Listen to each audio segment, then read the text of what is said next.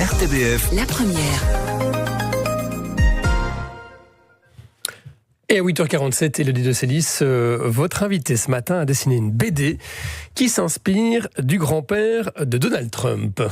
Oui, c'est même une série en 3 numéros, le 2e vient de sortir, et cette BD s'appelle très astucieusement Pump. Et c'est un western, comme toute bonne histoire américaine, ça se passe au 19e siècle, et c'est l'histoire d'un jeune blond avec une grande mèche qui débarque aux États-Unis, sort vivant d'une attaque de diligence, mais usurpe l'identité d'une des victimes et devient Edward G. Pump, et de manipulation en escroquerie, voire en meurtre, va devenir une figure importante du coin, au passage en devenant le patron d'un bordel. Alors, il se fait que dans la vraie vie, le vrai grand-père de Donald, Friedrich Trump, était un immigrant allemand qui a fait fortune en proposant aux chercheurs d'or de l'époque des services comme de la restauration, des logements et des prostituées. Parlons donc de cette BD Pump, scénario de Rodolphe et dessin de Laurent Niouni, qui est notre invité ce matin. Bonjour. Bonjour. Pump, donc un usurpateur devenu notable, une ascension au parfum de fric et de sexe. C'est particulièrement intéressant, bien évidemment, voire troublant. Alors, on va préciser que le premier numéro s'appelait Un si gentil garçon. Le nouveau qui vient de sortir s'appelle Une si belle histoire. Et cet Edward Pump, c'est un manipulateur, mais avec une belle gueule. C'est un tout jeune garçon. Vous situez l'action en Arizona, vers les années 1870. On pourrait se dire, c'est pas possible que le grand-père de Trump était aussi beau, mais il y a cette mèche. Alors, vous êtes fait plaisir sur la mèche. Il fallait rappeler un petit peu le président actuel, même si le propos de la bande dessinée n'est pas forcément de parler de son grand-père, mais de parler de ce capitalisme sauvage. Et donc, effectivement, quand Rodolphe m'a proposé de donner un visage à ce type à gueule d'ange, j'ai pensé à cette mèche. Je pensais aussi au livre de Jean Giraud, Angel Face, gueule d'ange, donc justement. Et donc j'ai fait ce petit mix. Et donc, je me suis fait plaisir avec cette belle mèche qui rappelait le président américain. Mais qu'est-ce que vous aviez comme info, comme documentation sur le vrai grand-père Friedrich Trump? On sait qu'il venait d'Allemagne, qu'il est arrivé vers 1885 aux États-Unis, qu'il a quitté l'Allemagne probablement pour éviter le service militaire, mais finalement il était expulsé. Est-ce que vous aviez des documents là-dessus? Alors, c'est notre éditeur Nicolas Anspach qui est venu avec cette idée, qu'il a proposé à Rodolphe. Rodolphe a trouvé l'idée intéressante, mais il a tout de suite, il s'est approprié l'idée en voulant ouvrir le propos. Et effectivement, on avait les documents qu'on peut trouver, que chacun peut trouver sur Wikipédia, les photos du bordel qui avaient été remis à Trump lors de son passage au Canada, et qu'il avait un peu embarrassé justement. Mais notre but n'étant pas de faire un livre à charge de Donald Trump, mais de parler d'une façon de faire typiquement américaine. Oui, typiquement américaine. Alors de fait, le but, on voit que c'est pas une biographie ni un brûlot anti-Trump. Ça se lit comme une histoire, un western, on le disait, passionnant. Mais il y a quand même forcément des choses plus subtiles, parce que c'est quand même c'est quand même une histoire avec pour moteur l'argent et le sexe. Le personnage, il parle comme un charretier, il a des propos homophobes, il propose un détournement de mineurs dans le 2e épisode. C'est le récit d'une ascension sociale, coûte que coûte, même s'il y a des pots cassés sur le côté. Dans le 2e tome, il devient aussi adjoint du shérif. Il se prend évidemment pour le shérif. Il y a une sous-lecture possible quand même. Ah oui, tout à fait, bien sûr. Et évidemment, c'est tout le problème de comment c'est bâti en partie. Se sont bâtis les États-Unis, donc avec ce chemin vers l'Ouest, cette ruée vers l'or, le goût d'avoir plus, de toujours prendre plus, et ça se fait pas sans pot cassé.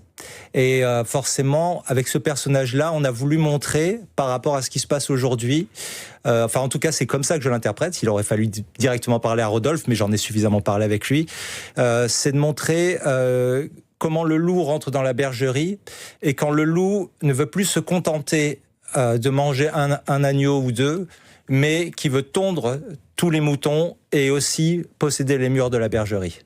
Et ça permet aussi de comprendre l'histoire américaine, comment elle s'est façonnée, sur base de quels mythes, de mythes fondateurs, de grandes familles, de dynasties qui se sont enrichies, alors voilà, de différentes façons.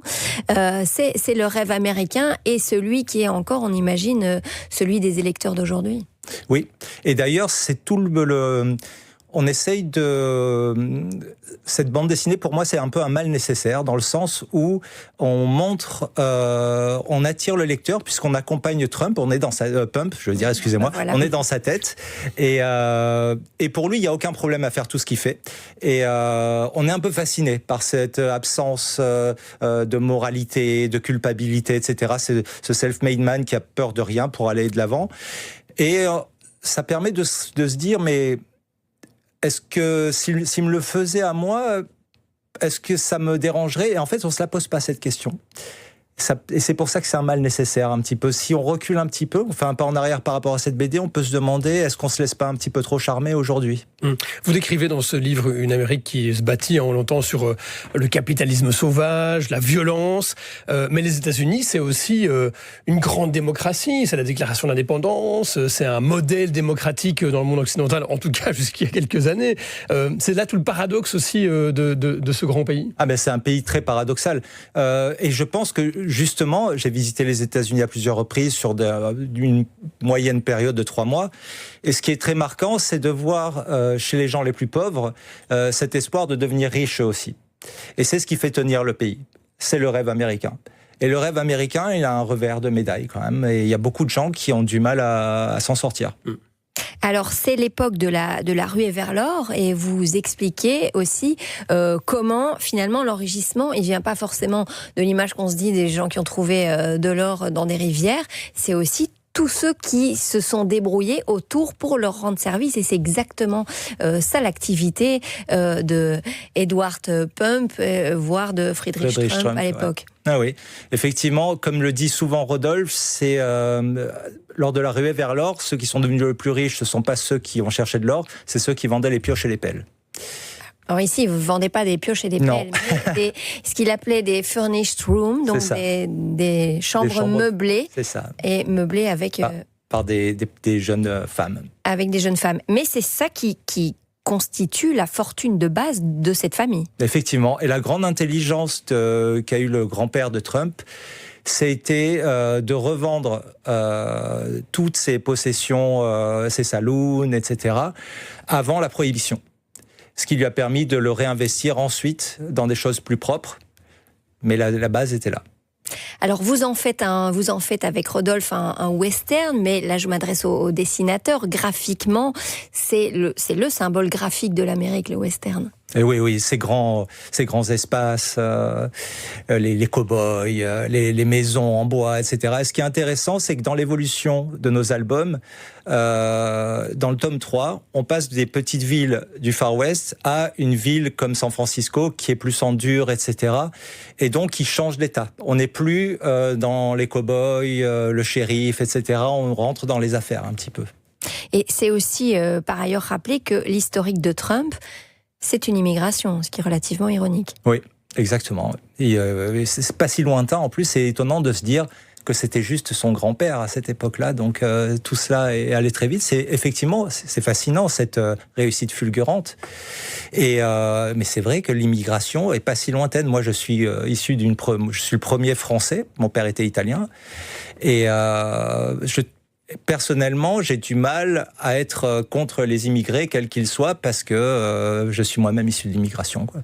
Et Trump apparemment insiste sur le fait qu'il a plutôt des origines suédoises. Il parle pas trop, il parle moins de l'Allemagne et de ce grand-père-là en l'occurrence.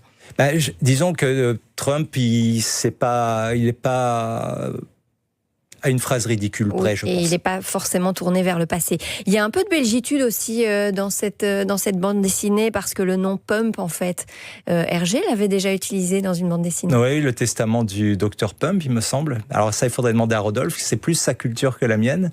Mais effectivement, oui, c'est du Hergé. Ouais. Donc les aventures de Josette et Joko.